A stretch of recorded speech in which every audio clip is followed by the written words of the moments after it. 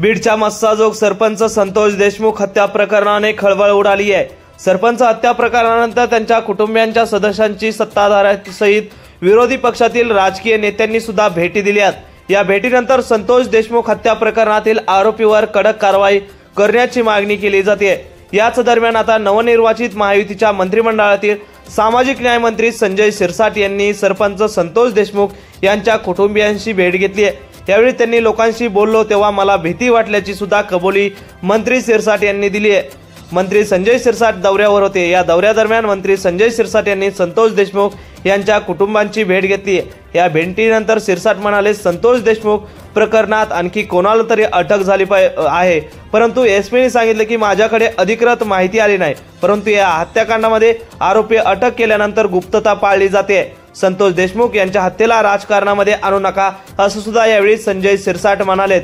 नेमकं काय म्हणाले मंत्री संजय शिरसाट आपण पाहूया।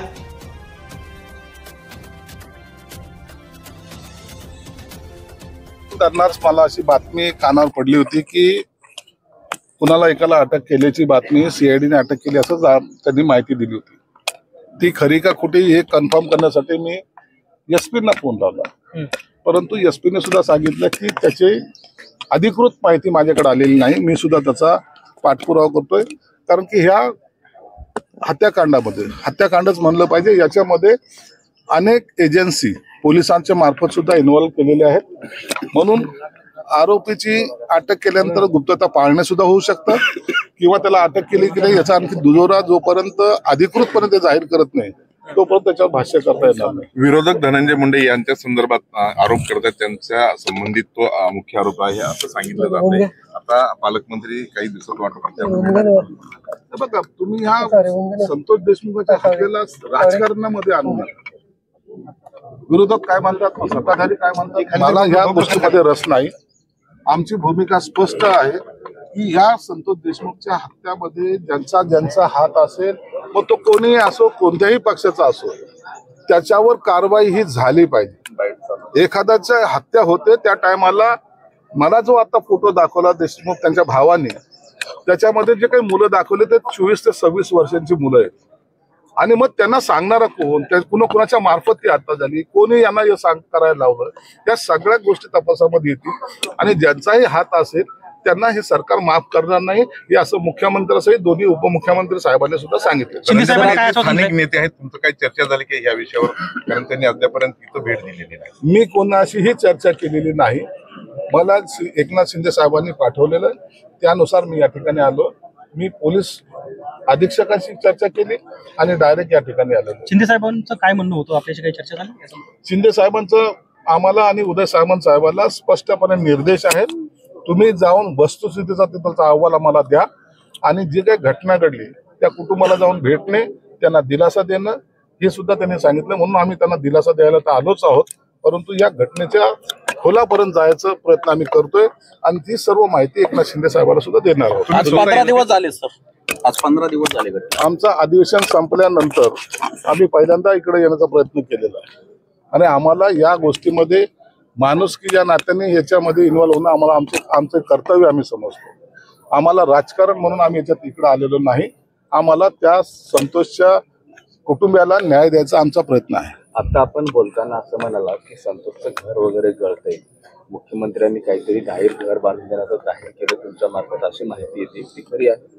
आता थोड्या वेळामध्ये उदय सामंत येतील, निश्चित आम्ही असं कुटुंब वाऱ्यावर सोडणार नाही आणि निश्चित त्याचा तुम्हाला सुद्धा प्रत्यय येईल।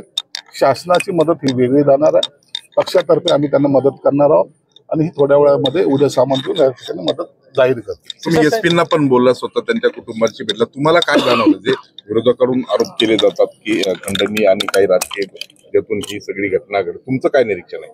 नाही, हे खंडणीचाच प्रकार आहे। हा प्रकार खंडणीचाच आहे आणि एक दहशत माजवणं ज्याला म्हणतात, ज्या पद्धतीने एखाद्यावर अटॅक करणं किंवा एखाद्याला मारणं, यात त्यांनी हे दाखवायचा प्रयत्न केलाय की आमच्या नादाला जर लागाल तर तुम्हाला याच पद्धतीने आम्ही मारू। म्हणजे ही जी काही दहशत आहे ही फार भयानक आहे। भविष्यामध्ये जर ही दहशत बीड जिल्ह्यावर जर एक प्रस्थापित झाली तर ह्या बीड जिल्हा हा बाकीच्या राज्यापेक्षाही पुढे जाईल आणि मला या जिल्ह्याचं नाव हे ब्लॅकलिस्ट असल्यासारखं होईल। कोणी इथं ना उद्योग येतील, ना इथं कोणी राहायला येईल, ना अधिकारी काम करायला येईल. म्हणून ही दहशत आम्हाला संपवायची. साहेब आव्हान वाटतं की खरंच बीडची राजकीय बीडची जी शांतता आहे ती भंग झाली आहे, दहशतीखाली लोक आहेत आणि हे खरं सगळ्यांचं मी ते पाहिलेलं आहे, अनुभवलंय. आता मी जेव्हा बीडमध्ये गेलो होतो तर लोक पाहत होते. काही लोक माझ्याशी बोलले, साहेब आम्हाला थोडी आता भीती वाटायला लागलेली. अहो ही छोटी नाही, हे प्रत्येक क्षेत्रामध्ये दहशत चालू झालेली. फार सकाळच्या कॉलेजच्या मुलींपासून ते संध्याकाळी त्या रीती माफिया आणि त्या दारूच्या धंद्यापर्यंत हे दहशत गेलेली. म्हणून हे आपल्याला मुळात सही त्यांना उकळून काढायचं. त्याला काही राजकीय लोक जबाबदार नाहीत का? स्थानिक राजकीय नेत्यांची जबाबदारी नाही का की इथं शांतता प्रस्थापित करणं? हे बघा, राजकीय कोण काय करतं यापेक्षा आमचं काम जे आहे, आम्ही जे सरकार म्हणून आलोय, तर या ठिकाणी चांगल्या प्रकारे अधिकाऱ्यांनी काम केलं पाहिजे. राजकीय लोक त्याच टायमाला सर्वजण त्यांच्या पाठीशी उभे राहिले पाहिजे, ही आमची भावना आहे. राहुल गांधी परभणीमध्ये भेटीला आले, मात्र इकडं आले नाहीत. कसं पाहता राहुल गांधींचा? राहुल गांधी हे आपलं राजकारण करण्यासाठी आले. त्यांना काय करायचंय त्याच्याशी? कोण गेलं आणि कोण राहिलं त्यांच्यापेक्षा त्यांना पुन्हा त्या घटनेचं पुस्तक घेऊन फिरायचंय. घटनेचं पुस्तक घेऊन त्यांना असं दाखवायचं की नाही आम्ही घटना मानणारे आहोत. हे ड्रामेबाजी करतायत ते. त्यांना ना त्या कुटुंबाशी काही घेणं देणं नाही.